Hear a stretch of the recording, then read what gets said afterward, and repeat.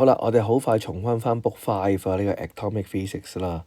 咁咧一開始咧教 alpha、beta、gamma 啦，咁 alpha 係4、2嘅 helium nuclei 啦，所以個 charge 係正2啦。beta 咧係電子啊，係咪？咁我哋係會寫0、-1啦。咁咧佢係負1啦個 charge。咁呢一個gamma 係咩嚟嘅咧？gamma 咧就係佢係呢個EM wave 嚟㗎啦，係啦。就係咁樣樣啦，OK，咁啊冇 charge 嘅咁樣，咁啊再提多下啦，beta 係點樣產生嘅咧？beta 裏面咧嗰粒 nucleus 啦，其中嗰粒 neutron 咧裂開咗啊，變成一粒 proton 同埋一粒電子啊，咁咧粒電子咧就射出嚟啦，咁呢一個咧就係嗰個 beta particle 啦。好啦，咁咁嗰粒 proton 咧就會留翻喺個 nucleus 度啦。係啦，咁樣咧，所以咧就你知道咧，如果 x 變 y 咧，咁可能呢個 A 呢個 Z 啦，咁呢個咧會出咗0、-1電子。咁咧Proton 咧多一粒，neutron少一粒咧，所以咧嗰個 atomic number 咧就咧會加1啦。係啦，咁但係個 mass number 咧，因為mass number 就係neutron加 proton 啦，咁所以佢少咗粒neutron，但係多粒 proton 咧，所以總數不變。所以咧，我哋會砌到咧，為咗 balance 條式啦，我哋會砌到0、-1嘅，就係咁樣樣啦。好啦，跟住啦，ionizing power 咯喎，咁因為你知道 alpha 咧，佢係大粒啲啦，咁樣啦，咁所以咧佢容易撞散嗰啲 atom 去 ionize 嗰啲 atom 啊，所以 ionizing power 咧就 alpha 大過 beta 啦，大過 gamma 啦，咁樣啦。好啦，咁 penetrating power 咧就係個穿透能力啦。咁其實同 ionizing power 相反嘅。如果佢ionize咗多啲能量，快啲用晒能量咧就會少啲。咁所以咧penetrating power 咧就 alpha 細過 beta，細過 gamma 啦咁樣。咁 range in air 啦就同 ionizing power 咧其實就個直接關係啦，係咪？咁所以咧因為佢快啲用晒能量啦，咁所以咧 alpha 係最少嘅。咁咧 beta 多啲嘅，咁跟住就加埋咁樣啦。咁咧要記住咧 alpha 係5 cm 啦，within 即係細個。好啦，咁 beta 咧就100米啦，唔係喎，佢係幾米啦 several meter。咁 range 咧即係佢行到幾遠啊嘛。咁加埋咧就大過100米啦，咁樣啦。好啦，另外咧我哋有啲 detector 要知嘅。點樣 detect alpha、beta、gamma？咁啊，一般嚟講，譬如用菲林啦，因為菲林可以令到菲林曝光啦，有啲能量嚟嘅。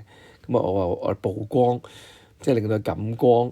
咁我哋叫 blacken 或者 darken 啦，係啦。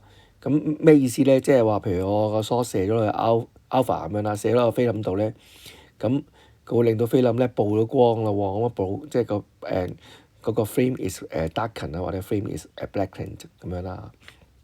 Spark counter 咧睇個數量，睇個 ionizing power 㗎。咁 ionizing power 越高咧，就個 spark 多啲啦，咁樣啦。咁所以 alpha 大過 beta，大過 gamma 啦。咁 GM counter 咧睇下佢有幾多數值啦。咁啊通常咧就係counts per minute 咁樣嘅。OK， 好啦。咁per second 都得嘅，咁好啦，咁啊通常即係解個 activity 啦，係啦 activity 下面一陣間都講一講噶啦，好啦，咁咧 activity 咧佢就係counts per second 嘅 ，OK， 咁一般嚟講，譬如 background 咧就係60 counts background 啦，60 background radiation 啦，咁啊 background radiation 係來自咩咧？係來自cosmic ray 啦，同埋來自咧solid 唔係。呢一個係rock and soil 啊，泥土啊，同埋頭先 cosmic ray 啦，傳好少少啊 cosmic ray。好啦，咁咧 OK，咁啊通常60 count per minute 啦，咁即係每秒8一粒啦，係咪？即係咁講。咁所以咧就係如果 activity 咧就係1個 BQ 啦，係嘛？因為 activity 咧就係delta N over delta T，每秒鐘爆幾多粒咁樣啦。即係個 counts per minute 係60咁樣計嘅 background，咁啊通常都寫60比較方便啲。跟住咧 diffusion count chamber 啦，咁你知道咧，如果我哋裡面有 alcohol 嘅 vapor 裡面啦，佢嗰啲 alpha beta gamma 行過咧，就會令到佢ionize 啦，然後 ionize 咧就會黐一大粒咗嗰啲 vapor，咁大粒咧，跟住咧就最後咧落雨咁樣跌咗落去嗰個跌咗落個 plate 上面啦。咁咧佢個 plate 上即係 alpha source 或者 beta source gamma source 咁樣射過去啦，咁令到佢落雨啊，所以咧佢跌咗啲雨粉落去啦。咁下低咧個底部咧會係有 dry ice 㗎，好低嘅溫度咧去減少呢個 evaporation。咁所以打開個蓋之後咧，你就會見到嗰啲水漬啦。好啦 alpha 就粗啲短啲啦，直啦係咪？係啦，因為佢大粒啲啦 ，R S 碼高啲啦。通常都唔講大粒啲㗎 ，R S 碼高啲，所以個軌跡會粗啲啦。咁樣 alpha 係重，所以 inertia 係大啲，所以直佢啦。咁佢個 range 咧係短啦，咁所以短粗直。好啦，咁 beta 咧就佢個 analysis 佢個 penetration power 高啲啦，咁所以咧就會遠啲嘅。咁咧因為 beta 係好輕啦，佢撞到 alcohol 嘅 vapor 佢會 deflect 啦，會轉彎啦，係啦 deflect 啊呢個。咁所以咧佢就同埋但係 analysis power 低喎，咁所以咧佢係幼啦、長啦，係啦，同埋扭曲㗎，扭曲係 twisted 啦。咁如果加埋咧 alpha beta 加埋咧得點啦，或者話冇都得㗎。咁點係 scattered 啦。咁點咧？因為佢analysis power 低啦，佢唔容易去令到嗰啲 alcohol 嘅 vapor 咧即係 condense 黐埋一齊跌落去喎咁樣。好啦，咁咧 detector 知道晒啦。咁一個咧間中都考嘅問題，如果我有個 sphere， 兩個 sphere 係 same type of charge 啦，所以會見到 repel 啦，係咪？呢個 repel 因為 electrostatic force 啦。如果下低擺個 alpha source 落去會點咧？咁你知道 alpha source 咧係analysis power 最高嘅呢度，係咪啊？好啦，咁所以咧就會咧 ionize 咗啲空氣啦。好啦，咁大量啲空氣都係 ions 嚟嘅喎，咁所以咧會 neutralize 咗嗰個 object 啊，咁所以咧個 sphere 咧最後咧就冇 charge 啦，就咁啦，就冇 repulsion 啦，係啦，咁所以 alpha source 咧可以攞嚟燒靜電嘅喎，咁你要知道呢樣嘢啦。生活例子就係影印機都係會有 alpha source 嘅，因為佢用靜電原理去吸。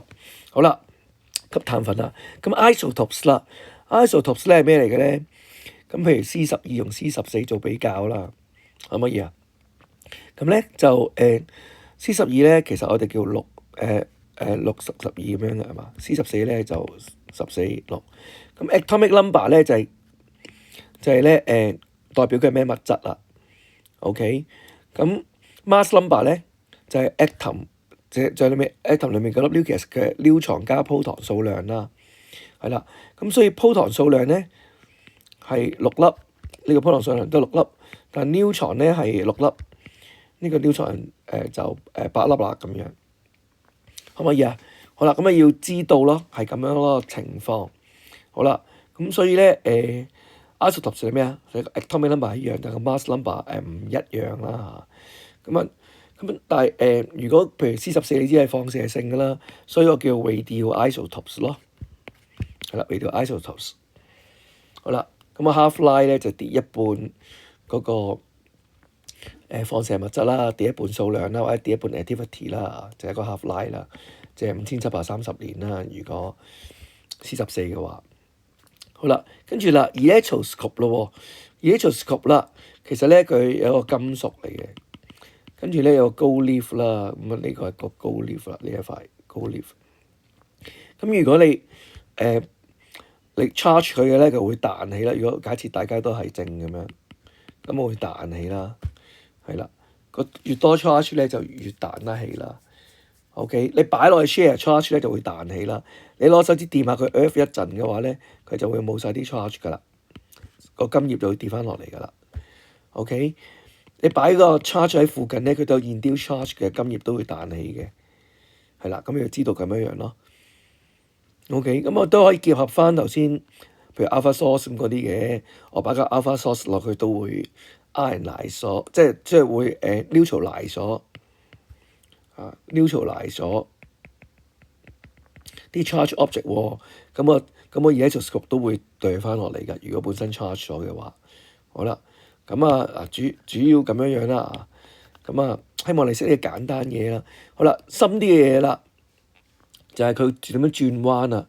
好啦，咁咧如果我俾個alpha source，我當呢個係真空環境啦，做啦，係啦。點解真空環境咧？因為個 range in air 得5cm 啫嘛，佢繼續飛，佢去唔到右邊嘅。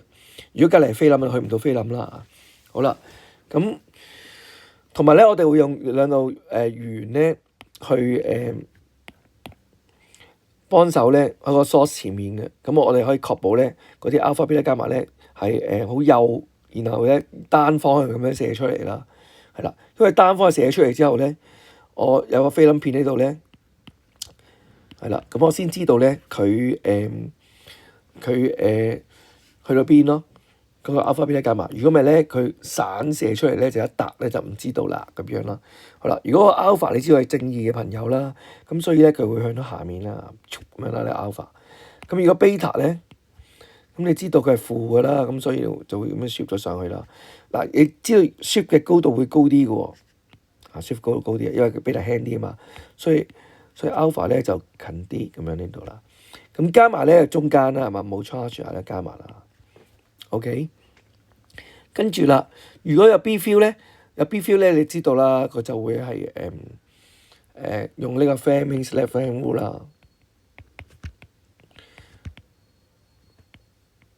係啦 ，Fleming's left hand rule 啦。好啦，咁咧就alpha 咧，咁就係正義嘅朋友嘛，即係佢行嘅電流咧，同電流方向一樣啦。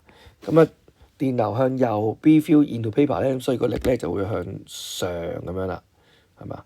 好啦，咁做 circular motion 啦，咁你 alpha 好啦，咁 beta 咧就負啦，係咪？好啦，-1啊嘛個 charge，咁所以咧佢電流方向相反啦，係啦，所以咧個力就向下啦。咁佢快啲轉彎嘅，因為佢輕啲啊嘛，係啦。咁轉彎個 radius 係點睇咧？就係 BQV 咧等於 MV silver R 啦。OK，咁所以咧 R 咧等於 MV over BQ 啦。好啦，另外佢做 circular motion 嘅轉圈係咪？好啦，咁轉圈咧有 period 嘅喎 circular motion，咁所以咧就係 BQV 咧等於 MR omega square 啦。係啦，咁V 就係 R omega 啦，係咪？咁所以咧 omega 咧就係等於咧BQ over M 啦，係咪？BQ over M 掟佢噶嘛，係啦，呢個 square。好啦 ，BQ over M， 好啦，咁 omega 咧就係 2 pi over T 啊嘛，係咪？咁所以咧 T 咧等於2 pi M 啦 ，over BQ 啦，係啦，咁period同埋個 radius 咧就係咁樣錯出嚟噶咯喎。好啦，跟住咧去到 atomic 後期啊，好啦，咁用啲公式啦。咁你知道咧 A 對係 Kn 嘅 given 嘅公式，咁 activity 係咩咧？頭先講咗就係嗰個每秒鐘爆幾多粒啦，所以咧就係負 delta n over delta t 啦咁樣啦。呢個唔 given 俾你嘅。好啦，咁咧但係我根據呢個關係底下咧 A 對係 Kn 啦，K 係 decay constant 啦。咁我知道咩叫 decay constant 啊？就係咧等於負 delta n over delta t 喎。咁即係咧係 probability to decay per unit time 啦，即係咩意思咧？即係如果個 K 越大咧，佢每秒鐘嘅爆機率就越高啦，即係放射強度越高啦，都自然地係咪？咁當然係講緊 N 一樣啦，因為其實放射強度都要計翻 N 係幾多嘅，所以係每秒鐘爆嘅機率就係咁樣樣。OK，譬如擲色仔1/6咯，擲銀仔1/2咯咁樣啦。好啦。我有 K 有咩用途咧？可以計下嗰個half life 啦，我計下 half life 啦，係啦，跟住亦都可以計下唔同時間嗰個嗰個 N 係幾多啦，剩翻幾多粒未爆啦，或者個 activity 幾高啦。咁用年同用秒都冇乜所謂嘅，最緊要你最後你知道個單位你擺落去用年就擺落去咯，照擺咯咁樣。咁你最後計出即係你計個 K 嘅時候，你用年你用 per year 咁樣計啦。咁你食完之後，你個時間都係都係 year 咁樣咯。係啦，咁啊就自己方便嘅啫。好啦，咁啊都講幾個公式啦。好啦，咁咧講一條咧常用但係唔俾嘅公式啦。好啦，呢條好方便嘅，係咩意思咧？n 就係幾多粒未爆啦，係啦 n 就係開頭幾多粒未爆啦，咁啊乘1/2 n 次方喎。咁 n 咧呢個就係 number of half line 啦。嗰幾多 half line？譬如我嗰兩個 half line 嘅，咁我個數量咪係原本嘅1/4咯，即係 decay 一半再 decay 一半，剩翻1/4。咁 activity 由於 A 對 kn 咧，咁同 n 係正比啦，咁所以亦都可以寫成 A 對 A log 1/2 n 次方。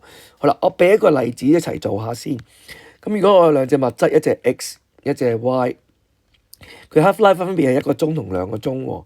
好啦，而家我度咗咧 x 加 y 咧係個 activity 咧係10^5嘅 BQ。咁如果我過咗4個鐘頭後咧，我度 x 加 y 咧係啦，咁咧我 activity 跌到去啦2乘10嘅4次方咁樣啦 BQ。咁我分別問下 x 同 y 各自係幾多 BQ 啦？咁點計咧？好啦，咁一開波我都知道啦 ，x 加 y 就係所產生嘅 activity 就係嗱，或者我寫好啲啦，即係如果要寫得完美啊 ，ax 加 ay 啦，即係話就係10^5次係咪？Equation 1。好啦 ，Equation 2係點寫咧？4個鐘喎，我講緊4個鐘咧，即係過咗4個 half line 係咪？4個 half line，咁即係話咧1/2 4次方，跟住乘 ax 再加。好啦，咁啊 y 嚟講咧2個鐘 half line 啦，嗰4個鐘咧即係嗰2個 half line 喎，所以1/2 2次 ay。好啦，咁啊2嘅4次方咧就64嚟噶嘛，係咪啊？2嘅4次方，好啦，2嘅2次方係4啦咁樣。咁點樣 solve 呢兩個公式咧？好簡單，兩邊一齊乘64咯。好啦，咁所以咧呢度就係128乘10嘅4次方，或者 equation 3啊。好啦，咁呢一度乘64咧，所以呢個 ax 啦。好啦，跟住乘64咧，所以呢個係16ay 啦。OK，咁你用3式減1式，你有冇得到15個 ay 等於128乘10嘅4次減10^5次咯？咁你咪計到 ay 咯，咁你拋翻落去咪計翻 ax 咯。好啦，咁咪所以咧呢條式咧其實真係幾方便㗎嚇，要識得用。好啦，咁啦當然啦，你話如果一般嗰啲數你計到個 k 係啦，問你唔同時間你個數量幾多，咁啊自然係用呢條式啦。但係呢條式咧其實係主要係即係其實頭先同兩樣式都公用嘅，不過我覺得2/2 n 次方方便啲咯，唔使撳咯。因為你篤機嘅時候咧，我驚你唔識得篤啊，都係嗰句。咁你知道如果我篤機咧就係 n/n log 係咪？你係依附 kt 係咪？咁你要剔個 log 掣啦，係啦。咁咧你就睇係負 kt 啦咁樣。好啦 ，OK，咁啊要識得撳啦，唔好唔識得撳個掣啦，習慣下篤下機。好啦，跟住啦。即係我覺得考之前你唔温書啦，或者你唔會特別唔係，即係你會温書，你係唔會特別可能揾啲 paper 嚟做，咁你可以攞啲 paper 嚟做下咯。之前 send 咗個 book free revision 俾嘅 PDF 俾你，有晒所有嘅 past paper 噶嘛。好啦，跟住啦，呢啲咧佢咧就係有 background 加個 source 㗎，而嚟嘅嘢嚟㗎，係咪啊？好啦，因為你見到個 background 咧就係100。咁所以如果我一開始咧1000嘅話咧，咁即係話個 source 咧個味道 active source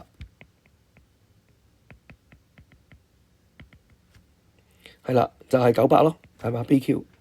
好啦，咁啊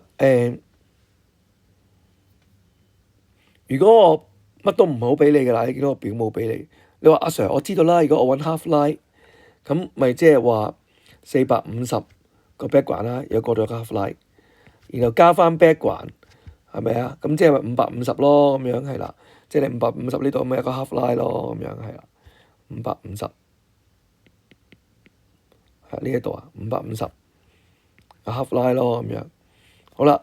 但係個表冇俾你550，佢哋好邪惡地咧，可能會俾個400你咁樣，咁啊用咗2個鐘係400，咁你純粹你知道 half line 係短嗰2個鐘，咁你咪乜都唔識做，答唔到咯。咁死啦！咁點算咧？係啦，咁呢啲點算咧？咁呢啲咪要做下咯，嘗試係啦。咁咩叫做下？咁如果我俾你係400嘅話，咁實質呢個400係 background 加個 source 係400啊嘛，係咪？嗰2個鐘係咪 T 係2個鐘？咁所以咧，你知道個 background 係100啊嘛，咁所以個 source 咧就係300啦，係咪？2個鐘就變成300咯，係咪？好啦，咁啊可以咧，你可以用翻 A 等於 A log E 負 KT 入去啦。咁呢個300，咁難唔難啊？難㗎，我俾個400你真係用400㗎嘛？係咪啊？咁啊，可能有啲人就唔識得 A log 變900，用咗1000，咁我進化咗啦。A log 識變900啦，但係你 A 都要知道要變成300先得㗎嘛。好啦，跟住呢度咧就 E 負 KT 啦，T 係2個鐘咁樣啦，係咪？好啦，咁你咪照翻2個鐘咯，因為可能 half line 都係問你幾多個鐘啫，你唔使一下變到咁大㗎嘛啲嘢。好啦，咁所以呢個咪1/3咯，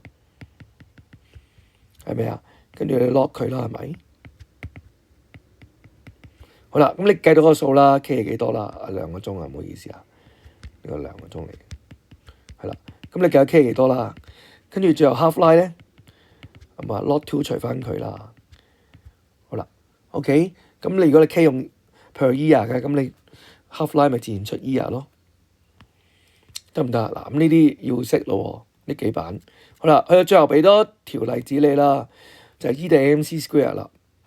好啦，如果我知道 x 溝埋 y 係啦，會變成2Z 嘅，咁點解我咁樣溝咧？我都唔知喎。咁可能咁樣溝未定啦，又或者我唔咁樣溝都得，我當我 x 變 y 啦，咪 x 變2Z啦。好啦。咁 x 變2Z，x 係咩嚟㗎 ？x 係原本嗰個嘢嗰啲物質啦，係咪？好啦，咁我當係12 kg 啦，好唔好？好啦，咁然後變成2Z咯喎，跟住再 release 嗰啲 energy 出嚟咯喎，可唔可以？好啦，咁我問你2Z幾重嘅啫，可能都係。好啦，咁我要計下數咯，咁點計啊？因為佢 release energy 咧，即係其實係由質量咧轉化成能量喎。所以咧，佢整體係輕咗嘅。好啦，咁啊要點計啊？咁啊 m 咧等於 E over c square 咯。好啦，如果我計出嚟，假設個數係3 kg 嘅，好啦，咁所以 x 上咪變成得9 kg 咯。OK，咁啊咁樣計咧，即係佢輕咗幾多咁樣咯。咁嗱，一切都係演算法嚟嘅，一切都係要睇翻個數字咧，就搞得掂㗎。係啦，MC square 得唔得？咁啊，希望可以逃過所有 physics 嘅演算法咧，而成功達標啦！加油，再見。